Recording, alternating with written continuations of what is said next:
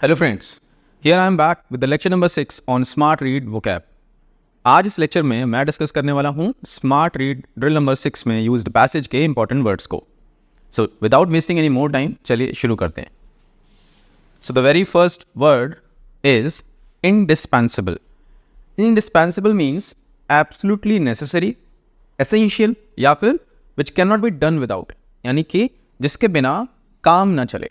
कोई भी ऐसी चीज़ या कोई व्यक्ति जिसके बिना आपका काम ही नहीं चल सकता, वो आपके लिए क्या है? इंडिस्पेंसिबल है, यानी आप उसे छोड़ नहीं सकते, उसे जाने नहीं दे सकते। जनरल कॉन्टेक्स्ट में बात करें तो हमारे पास एक एग्जांपल है। जब घर में कोई डिश बनती है, ये डिश जो प्रिपेयर की जा रही है, इसमें बेसिकली सॉल्ट क्या काम करता है? सॉल्ट इस डिश का फाइनल टेस्ट क्रिएट करता है। तो सॉल्ट क्या हुआ यहाँ पे? इंडिस्पेंसिबल, यानी विदाउट सॉल्ट आप किसी डिश को पसंद करेंगे ही नहीं। आपने देखा होगा, आपने ऑब्जर्व किया होगा कि जब सॉल्ट कम या ज़्यादा होता है तो आपका वहाँ पे मन नहीं करता उस डिश को आगे कंज्यूम करने का। सो आई होप आपको समझ में आ रहा होगा कि सॉल्ट यहाँ पे इंडिस्पेंसिबल है। ऑर्गेनाइजेशन के कॉन्टेक्स्ट में अगर कोई कलीग या एम्प्लॉय बहुत बेहतरीन काम कर रहा हो तो वो उस ऑर्गेनाइजेशन के लिए क्या हो जाता है? इंडिस्पेंसिबल, यानी उसके बिना काम नहीं चलेगा। सो आई होप आपको वर्ड क्लियर हो गया होगा। एक और एग्जाम्पल हमारे सामने, ये जो सेंटेंस है, ये जो स्मार्ट रीड ड्रिल नंबर 6 में जो पैसेज यूज्ड है, उसमें से ही मैंने यहाँ पे रेफरेंस लिया है। Political parties in any country play an indispensable role in the democratic process, यानी पॉलिटिकल पार्टीज के बिना काम नहीं चलेगा। पॉलिटिकल पार्टीज के बिना डेमोक्रेटिक प्रोसेस में काम नहीं चलेगा, यानी उनका होना ज़रूरी है, एसेंशियल है। सो पॉलिटिकल पार्टीज यहाँ पे क्या रोल प्ले कर रही हैं? इंडिस्पेंसिबल रोल प्ले कर रही हैं। चलिए अब बात करते हैं इन इस वर्ड के सिनोनिम्स एंड एंटोनिम्स की। एसेंशियल महत्वपूर्ण, वाइटल अगेन सिनोनिम है, क्रूशियल इंपॉर्टेंट, नेसेसरी आवश्यक। डिस्पेंसिबल इसका एंटोनिम हो गया। नॉन एसेंशियल अगेन ऑप्शनल, यानी कि ठीक है काम चल सकता है। एंटोनिम अननेसेसरी, जिसकी आवश्यकता ना हो। आई होप अभी वर्ड पूरी तरीके से क्लियर हो गया होगा। कोई भी इशू हो, अगर आपको लगता है कि ये पॉइंट आपको समझ में नहीं आया, आप प्लीज़ कमेंट करें, I will respond as soon as possible. Next word is anonymity. Anonymity means the condition of being anonymous. Being anonymous or having an unknown or unacknowledged name or identity. Having an unknown or unacknowledged name or identity. यानी जिसका पता ना हो, ऐसा कोई व्यक्ति, ऐसा कोई मेल, ऐसी कोई कॉल, कुछ भी ऐसा जिसमें आप आइडेंटिफाई न कर पाए कि ये सामने वाला व्यक्ति कौन है, अज्ञात, तो आप बोलेंगे कि वो एनोनिमस है। और एनोनिमस से ही नाउन बनी है एनोनिमिटी। ठीक है, इसको एग्जांपल समझते हैं। मान लीजिए आपके 4 से 5 फ्रेंड्स हैं और उन चारों पांचों ने इसी तरीके के मास्क लगा रखे, तो आप कैसे रिकग्नाइज करेंगे कि ये जो पर्टिकुलर फ्रेंड है ये कौन है? आपके फ्रेंड्स के नाम हो सकता है रमेश, सुरेश, विनोद, विक्रांत, ये सारे हों। अब मैं आपसे पूछूं इन चारों में से ये विक्रांत है या विनोद है या रमेश है या सुरेश है, कौन है? सो ये एनोनिमस है बेसिकली। सो यहाँ पे इसकी आइडेंटिटी आप रिवील नहीं कर पाएंगे, आइडेंटिफाई आप इसको नहीं कर पाएंगे। सिमिलरली जब आपके पास कोई कॉल आता है और उस पर मतलब आपकी अगर कॉन्टैक्ट लिस्ट में वो नेम सेव्ड ना हो, तो आप इस तरीके से कॉल देते हैं अननोन। तो ये बेसिकली कैसी कॉल है? एनोनिमस कॉल है। सामने वाला भी अपना नाम ना बताए, बस ये बोले मैं आपका शुभ चिंतक बोल रहा हूँ। अगर आपने अक्सर ये मूवीज़ में देखा होगा, तो ये जो शुभ चिंतक होते हैं सो कॉल्ड, ये बेसिकली क्या होते हैं? एनोनिमस कॉल्स करने वाले लोग होते हैं। चलिए let's move to the synonyms and antonyms of anonymity. Namelessness, नाम ना पता होना। ऑब्सक्योरिटी, धुंधलापन है। अनरिकग्नाइजेबिलिटी, पता ही नहीं लगाया जा सके। इनकॉग्निटिव, ये बहुत फेमस है। आप अगर लैपटॉप यूज़ करते हैं, आप गूगल क्रोम अगर यूज़ करते हैं, ब्राउजिंग करते हैं, इनकॉग्निटिव मोड होता है गूगल क्रोम में। वहाँ पर जब आप ब्राउजिंग करते हैं तो आपकी जो हिस्ट्री है वो सेव्ड नहीं होती, यानी कि गूगल पता नहीं लगा पता कि ये जो पर्टिकुलर सर्च किया, कोई भी टर्म सर्च किया, ये किसने सर्च किया। तो ये इनकॉग्निटिव इसका सिनोनिम हो गया। एंटोनिम की बात करें तो फेम, पता है कौन है, आइडेंटिटी, रिकग्निशन और एक्नॉलेजमेंट, ये सारे इसके एंटोनिम्स हो गए। I hope the word is clear now. Now let's move to the next word which is diametrical. Diametrical word कहाँ से आ रहा है? डायमीटर से। डायमीटर आपको पता ही है, हिंदी में बोलते हैं व्यास। सर्किल होता है, सर्किल में अगर एक पॉइंट से दूसरे पॉइंट पे आप स्ट्रेट लाइन कर दें सेंटर से होते हुए, तो बेसिकली वो क्या फॉर्म करता है, डायमीटर। बात करते हैं इसके मीनिंग की। कंप्लीटली अपोज्ड और एंटायरली डिफरेंट, पूरी तरीके से विपरीत, पूरी तरीके से ऑपोजिट। अगर मैं एक सर्किल फॉर्म करता हूँ, ये अगर सेंटर मान लेते हैं, तो अगर मैं किसी एक पॉइंट से सेंटर से होते हुए एक स्ट्रेट लाइन अगर यहाँ पे खींचूँ, तो ये जो बेसिकली लाइन हुई, ये हुई डायमीटर। एंड डायमीटर में अगर एक पॉइंट ए है और दूसरा पॉइंट अगर बी है, तो ये कैसे पॉइंट्स हुए, डायमीट्रिकल।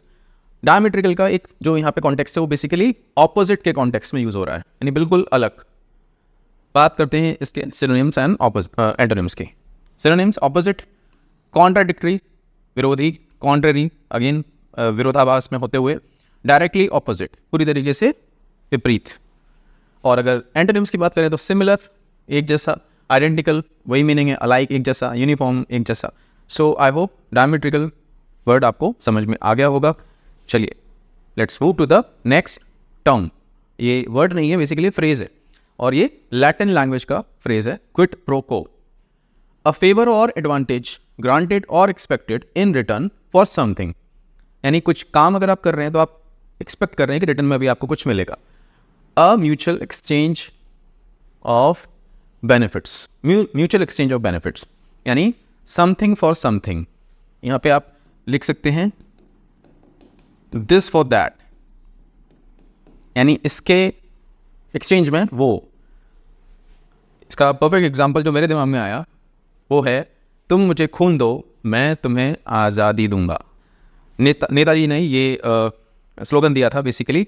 तो ये बेसिकली क्या काम कर रहा है, अगेन ये क्विड प्रो को है। आप मुझे खून देंगे, यानी आप मुझे अपने एफर्ट्स देंगे और मैं आपको हेल्प करूंगा इस देश को आज़ाद कराने में। तो ये बेसिकली एक डील हुई, एक्सचेंज हुआ, मतलब ह्यूमरस वे में अगर हम इसको लें तो। सो ये क्या है, क्विड प्रो को। आप इसको रिलेट कर सकते हैं। जब भी क्विड प्रो को आए, नेताजी का चेहरा याद करिएगा, आपको वर्ड आप इस टर्म को कभी नहीं भूलेंगे। हाँ, चलिए बात करते हैं इसके सिनोनिम्स की। एक्सचेंज, ट्रेड ऑफ, लेन देन, रेसिप्रोसिटी, स्वैप, अदला बदली, वन साइडेड। अब इसके एंटोनिम्स की बात करें तो वन साइडेड, एक तरफा, यूनिलैटरल, अगेन एक तरफा, फिलैंथ्रोपी। फिलैंथ्रोपी बेसिकली क्या हुई, आपने दे तो दिया, आप लेने की उम्मीद नहीं कर रहे हैं, एक्सपेक्टेशन नहीं है, उसको बोलते हैं फिलैंथ्रोपी। यहाँ पे जो चीज़ वहाँ पे मिसिंग थी इससे पहली वाली स्लाइड में, वो यहाँ पे मेंशन्ड है, this for that, something for something. So I hope अभी पूरी तरीके से ये टर्म क्लियर हो गया होगा। माइंड यू, नेताजी का चेहरा हमेशा याद रहना चाहिए जब भी क्विड प्रो को आपके सामने आए। You won't forget this word और टर्म। चलिए नेक्स्ट हमारे पास वर्ड है inherent. Inherent means existing in something as a permanent, essential और कैरेक्टरिस्टिक एट्रीब्यूट। एट्रीब्यूट यानी कि कोई गुण, कोई क्वालिटी, और वो कैसी है, एग्जिस्ट करती है। कैसे करती है एग्जिस्ट, एज अ परमानेंट। कोई परमानेंटली कोई चीज, कोई गुण, कोई एट्रीब्यूट आपके अंदर है, तो आप उस गुण के लिए क्या बोलेंगे, वो कैसा गुण है, इनहेरेंट है, यानी आपके अंदर वो अंतर्निहित है, आंतरिक है। उसके लिए आपको एफर्ट्स नहीं करने पड़े, उसके लिए आपको कोई ट्रेनिंग नहीं लेनी पड़ी। सो बेसिकली वो जो कैरेक्टरिस्टिक है वो कैसा है, इनहेरेंट है। आई होप आपको इनका चेहरा याद हो। इनका नाम है सनी सिंह। इंडियन आइडल 11 में, सीजन 11 में ये विनर थे, और जब इनका ऑडिशन हुआ था, इन्होंने एक सॉन्ग गाया था नुसरत फ़तेह अली खान साहब का। सो उन्होंने बहुत बेहतरीन तरीके से इसको गाया था। तो जो जजेस थे उन्होंने पूछा था, सीधा सवाल किया था कि ये आपने जो सिंगिंग है, आपकी जो सिंगिंग है, आपने कहाँ से सीखी। तो उन्होंने बोला था, इनका जो स्टेटमेंट था वो था कि मैंने सर बस फ़ोन पे सुनते सुनते सीख लिया ये। तो ये बिना किसी गुरु के, बिना किसी ट्रेनिंग के, प्रोफेशनल ट्रेनिंग के, अगर इतनी बेहतरीन सिंगिंग कर पाए, तो ये जो सिंगिंग की इनकी क्वालिटी, जो एट्रीब्यूट था सिंगिंग का, वो कैसा था, इनहेरेंट। तो सनी सिंह की जो सिंगिंग है वो कैसी है, इनहेरेंट है, यानी इसके लिए उनको एफर्ट्स नहीं करने पड़े। बात करते हैं सिनोनिम्स की। इंट्रिंसिक, आंतरिक, इनेट, अंदर से जो पहले से है। नेचुरल, प्राकृतिक, अगेन पहले से ही है। Built in. अब जैसे एक और एग्जांपल दूं आपको, जब बात आई नेचुरल की, हमारे जो जाट क्लैन होते हैं, जाट क्लैन जो जिसमें जाट फैमिली कंसिडर की जाती है, आपने देखा होगा उनकी जो हाइट होती है वो जो बाकी इंडियंस हैं उनसे ज़्यादा होती है, क्योंकि वहाँ के जो जीन्स हैं वो मतलब पीढ़ी दर पीढ़ी वो पैदा ही इसी तरीके से हो रहे हैं। माँ बाप की हाइट दोनों की ज़्यादा, तो बच्चे की भी हाइट ज़्यादा। तो ये जो गुण है, जो एक फिजिकल कैरेक्टरिस्टिक है हाइट ज़्यादा होने का जाट क्लैन के लोगों में, वो कैसा है, वो इनहेरेंट है। ठीक है, उसके लिए वो उनको अलग से कोई एक्सरसाइज या कोई सप्लीमेंट्स वगैरह नहीं लेने पड़ते, वो नेचुरली इतने लंबे हो जाते हैं। बात करते हैं एंटोनिम्स की। एक्वायर्ड, लर्न देखिए, अब बात करते हैं हम सनी सिंह की। वहाँ पे कैसा था, वहाँ था इंट्रिंसिक यानी पहले से ही है, और लर्नड जहाँ पे उन्होंने सीख के कोई चीज़ हासिल की। एक्वायर्ड अगेन कोई चीज़, किसी चीज़ के लिए, किसी गुण के लिए उन्होंने एफर्ट्स मारे, तो हम बोल सकते हैं वो एक्वायर्ड है। पर इनहेरेंट कैसा हुआ, ऑपोजिट हुआ, एक्सटर्नल, बाहरी। एक्सट्रिंसिक, इंट्रिंसिक का ऑपोजिट एक्सट्रिंसिक। चलिए, सो ये 5 जो वर्ड्स थे उसमें से एक वर्ड ना होके फ्रेज था क्विड प्रो को। सो आई होप आपको 5 टर्म्स या वर्ड्स क्लियर हो गए होंगे। नहीं हुए हो, कोई भी डाउट हो, please drop your comments and I'll read them, I'll try to help them, I'll try to help you as much as possible. And once again, मैं आपसे चाहूँगा 2 चीज़ें आपको अटेम्प्ट करनी है।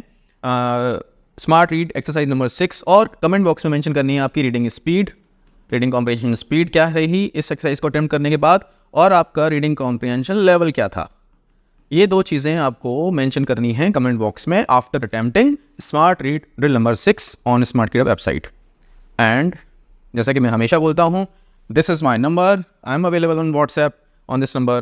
Please drop your message and ask what ever queries you have regarding CLAT और any other law exam, और कोई भी सपोर्ट चाहिए, I am available for you guys.